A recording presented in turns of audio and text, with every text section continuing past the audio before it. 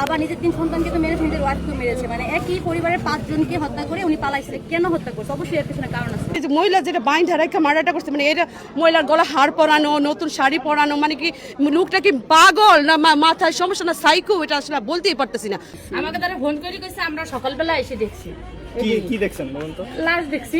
স্বামী, তার নিজের 3 কন্যা সন্তান, তার স্ত্রী এবং শ্যালক সহ 5 জনের জীবন শেষ করে উধাও হয়ে গিয়েছেন।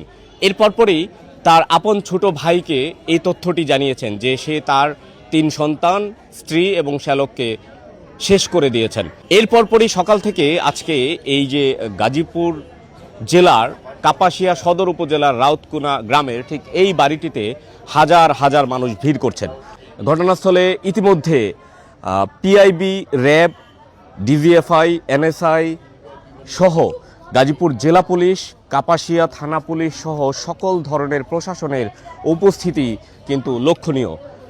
ঘটনাটি যাদের সাথে ঘটেছে তাদের বাড়ি গোপালগঞ্জের কাশিয়ানী থানায়।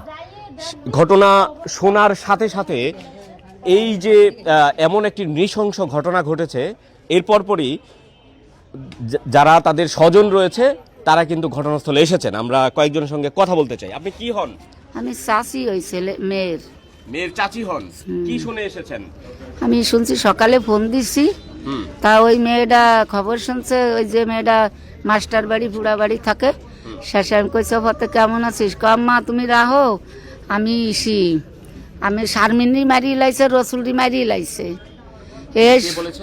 মেয়ে আরেকটাই তার বড় বোন মাইজিজন বলছে যে সাইজিজন রে মারি ফেলাইছে, মাইজিজন বলছে। সে আমি শুনি, আমি চিক্কেরি মারছি, মারি শেষে আপনার চাচার আমি কইছি চলে গেলাম, শারমিনরি আর রসুলরি মারি লাইছে। তারপর গাড়িতে এসে শুনি কি যে 5 জন ওই তার সন্তান 3টিরও মারি লাইছে। ভিতরে ঢুকি নাই তো, ঢুকতে দেয় নাই। বিচার হওয়া উচিত, বিচার চাই, চূড়ান্ত বিচার হওয়া ভালো, নয়তো আরো অন্যান্য এরকম বিপদ ঘটবো। দর্শক, ঘটনাস্থলে অনেক মানুষ এসেছেন, রাজনৈতিক ব্যক্তিবর্গ এসেছেন প্রশাসনের দায়িত্বশীল ভাইরা, এলাকার সচেতন মহল এবং সব ধরনের সচেতন মানুষজন এখানে এসেছেন এবং এই ঘটনার নিন্দা জানাচ্ছেন। ফুরকান নামের যে ব্যক্তি, যিনি এই ঘটনাটি ঘটিয়েছেন, তার স্ত্রী সাজানো গোছানো ছিল, গলায় বড় একটি হার পরানো ছিল এবং খুবই সাজানো ছিল।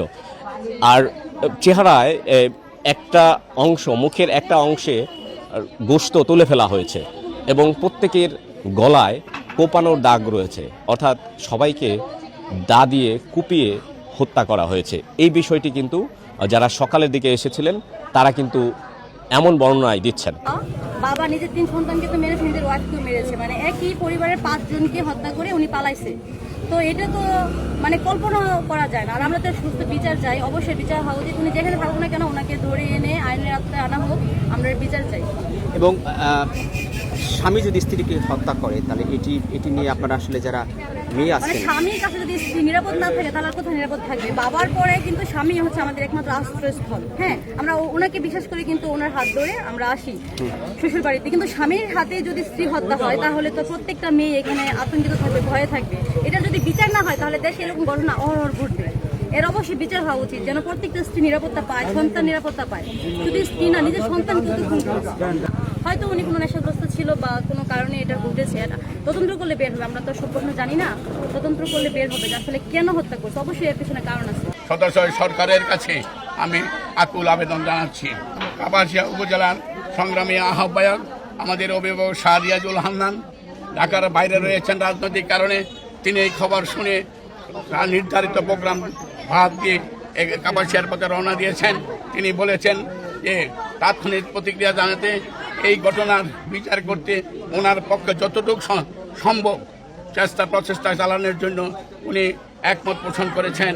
আমরা আশা করি আপনারা মিডিয়ার দর্শক, যেই চিত্র দেখানোর চেষ্টা করছিলাম, এখানে রাজনৈতিক অনেক দায়িত্বশীলরা এসেছেন এবং এই এলাকার সচেতন অনেকে এসেছেন, প্রতিবেশীরা এসেছেন, প্রশাসনের সব ধরনের দায়িত্বশীলরা এসেছেন।